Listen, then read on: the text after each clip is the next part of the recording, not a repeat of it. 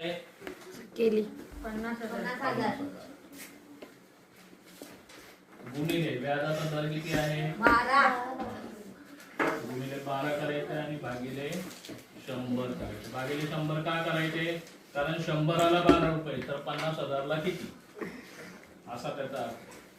आता आपल्या नेहमीच्या पद्धतीने आपण काय बघतो, इकडे 2 शून्य आहेत, इकडे 4 आहेत, किती शून्य कमी होतील 2 खालचे 2 होतील, वरचे 2 होतील.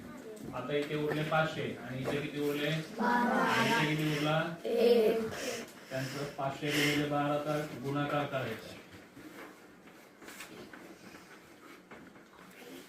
भागिले किती 1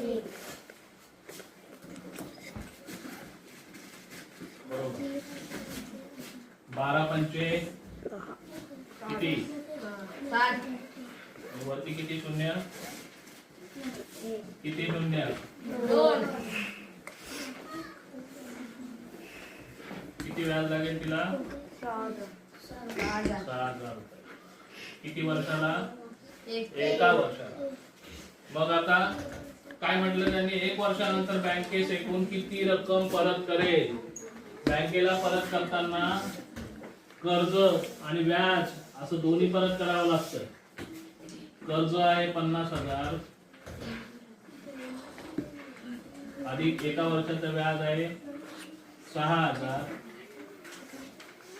बरोबर किती होतील रे 56,000 बँकेला फायदा झाला का तोटा झाला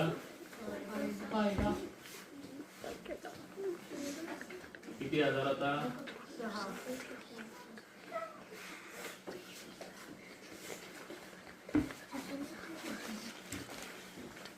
56,000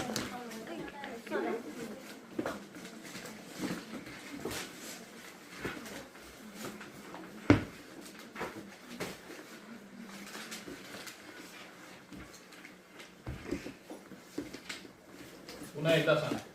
कर्ज होतं 50,000, व्याजाचा दर होता 12, 50 ला 12 ने गुणायचं आणि 12 किती पैकी तर 100 पैकी 12. 100 रुपये घेतले असतील तर 12 रुपये द्यायचे म्हणून यांचा गुणाकार केलाय भागिले 100.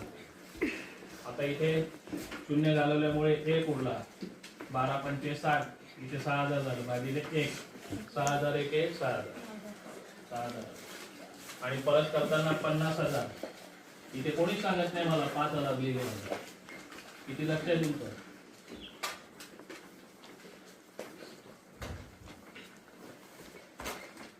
50,000 कर्ज आणि 6,000 व्याज असे एकूण